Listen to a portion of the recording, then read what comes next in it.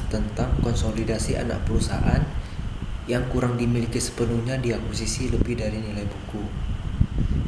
Ini ibaratnya anak perusahaan itu kita punya sahamnya di bawah 50%, tetapi kita mengakuisisinya lebih besar daripada harga nilai bukunya.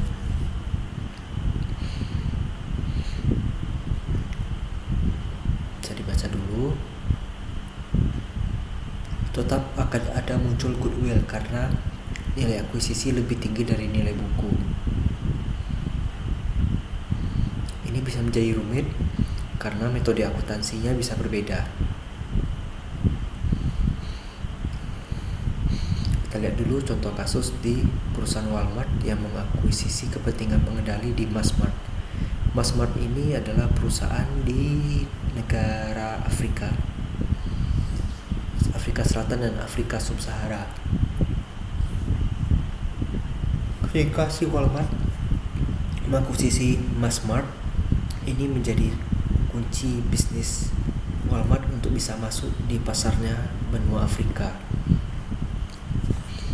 Nah, di sini Walmart melakukan beberapa teknik supaya bisa masuk melalui proses akuisisi.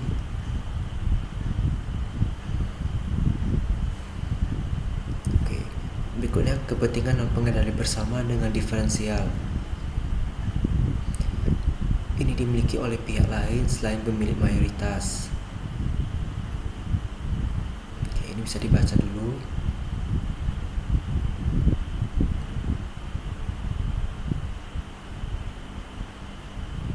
Kepemilikan dan pengendali tidak termasuk dalam kepemilikan pengendali.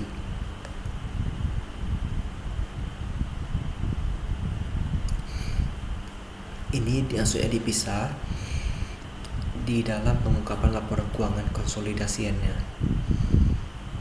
Controlling interest dan non-controlling interest atau NCI.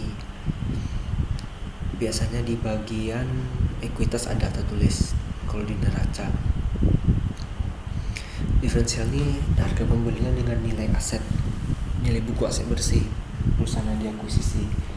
Ya, kalau dia diferensial positif berarti goodwill, kalau diferensial negatif, goodwill negatif namanya.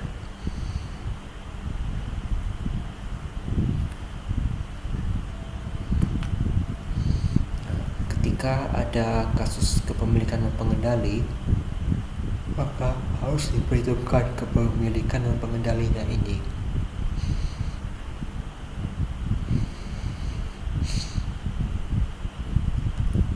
Kemudian neraca konsolidasi dengan anak perusahaan yang dimiliki mayoritas.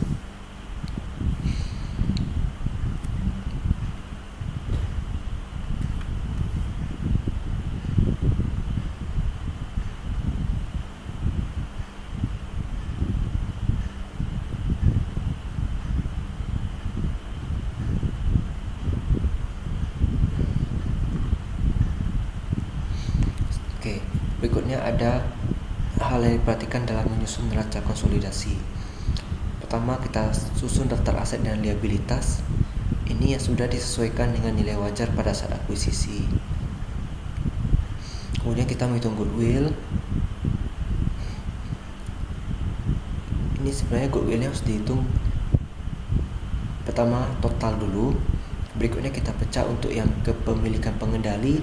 Baru yang ketiga kepemilikan dan pengendali, jadi dipecah dua.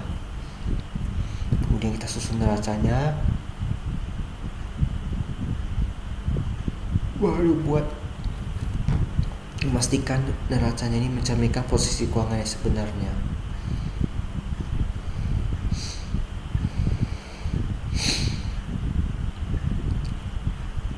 Konsepnya tetap sama, nilai wajar harus mempertimbangkan faktor harga pembelian, nilai buku, nilai pasar, dan faktor lain yang relevan. Kalau di intermediate accounting itu ada metode penilaian aset wajar. Bisa dicek itu nanti. Cara yang sama dapat digunakan ketika kita melakukan konsolidasi laporan keuangan.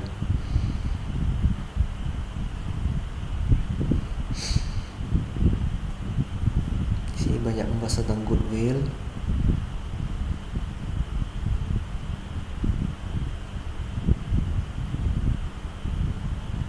Kemudian laporan keuangan konsolidasi dengan anak perusahaan yang dimiliki mayoritas.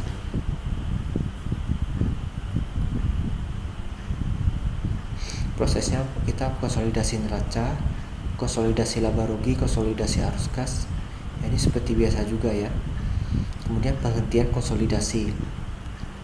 Ketika perusahaan induk tidak lagi mengendalikan atau memiliki pengaruh pada anak perusahaan, ini bisa terjadi penghentian konsolidasi, yang dimana artinya kepemilikan sahamnya tidak dicatat lagi dalam laporan keuangan perusahaan. Sebenarnya kalau yang benarnya harusnya dicatat, karena bagaimanapun dia tetap memiliki porsi di sana, entah pakai metode ekuitas ataupun metode harga pasar.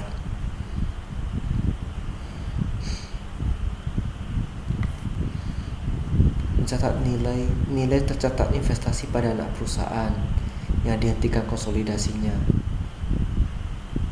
Tetap harus dicatat keuntungan dan kerugiannya terkait penghentiannya.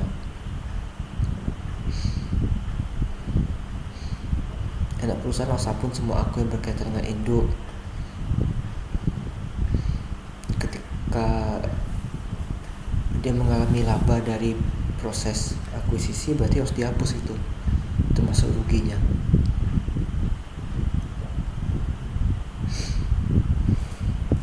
Nah, ini dikatakan nilai saham perusahaan itu dapat berubah karena keuntungan atau kerugian terkait dengan penjualan saham. Kita lihat dulu, ini karena bersifat spekulasi, bisa banyak faktor. Logikanya kalau perusahaan induk melepas anak perusahaan, berarti kan ada hal buruk yang terjadi. Investor nggak suka, investor jual, jadi harga saham turun. Atau misalnya ada anak perusahaan yang memang sangat-sangat tidak menguntungkan induk perusahaan, terus kemudian induk perusahaan memilih untuk melepaskannya, ya sudah, itu malah menjadi hal yang bagus sehingga investor semakin semangat untuk investasi di perusahaan tersebut dan harga saham akan pelan-pelan naik. Jadi pengertian konsolidasi ini bisa berdampak positif, bisa juga berdampak negatif, tergantung kasus yang ada di anak perusahaannya seperti apa. Kemudian pendapatan komprehensif lain, ini kalau bahasa Inggrisnya other comprehensive income atau OCI. Nah, ini ada contoh kerugian kurs, keuntungan instrumen keuangan yang diukur pada nilai wajar. Kalau yang diukur pada nilai wajar itu kalau ada penilaian ulang aktiva tetap ya. Kemudian keuntungan atau kerugian dari instrumen derivatif yang digunakan sebagai lindung nilai, ini hedging ya, biasanya di mata uang asing. Serta laba rugi investasi yang dihitung berdasarkan metode ekuitas. Ya, ini jelas kalau misalnya perusahaan yang mengalami laba, ya berarti ekuitasnya ikut naik karena ada laba. Tapi kalau dia rugi, ekuitasnya ikut menurun. Ini metode ekuitas. OCI harus dipisahkan, benar. Jadi kalau komponen laba rugi yang kita lihat, baik laporan keuangan biasa maupun yang konsolidasian, tetap dia hitungnya berurutan dari pendapatan neto, HPP, laba bruto, biaya-biaya jadi laba bersih, barulah dihitung OCI-nya. Dia tidak digabung ke bagian komponen biaya.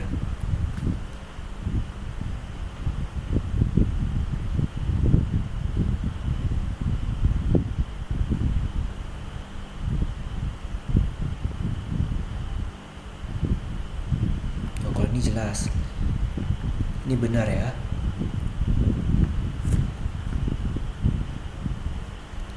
Jika pendapatan komprehensif lain terjadi pada periode sebelumnya namun belum dicatat, ya tentu harus direvisi supaya relevan ya.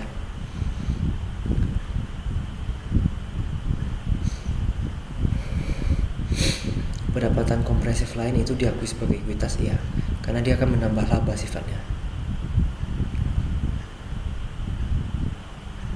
Kalau pendapatan komprehensif lainnya itu di mayoritas dimiliki oleh anak perusahaan, itu harus diakui sebagian dari laporan keuangan konsolidasian induk.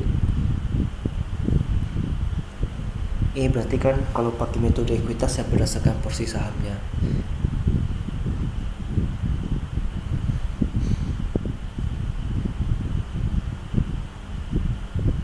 Ya, perusahaan induk memang harus mengakui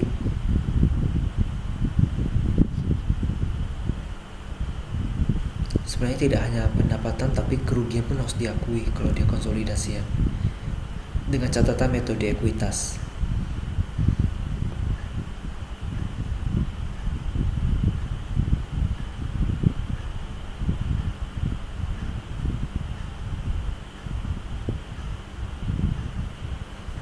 Oke, kurang lebih seperti ini pembahasan topik tentang konsolidasi anak perusahaan yang kurang dimiliki sepenuhnya diakuisisi lebih dari nilai buku. Untuk lebih jelasnya ada di buku Christensen di bab 5, itu bisa dipelajari lebih dalam lagi. Semoga penjelasan singkat ini dapat membantu teman-teman yang sedang belajar.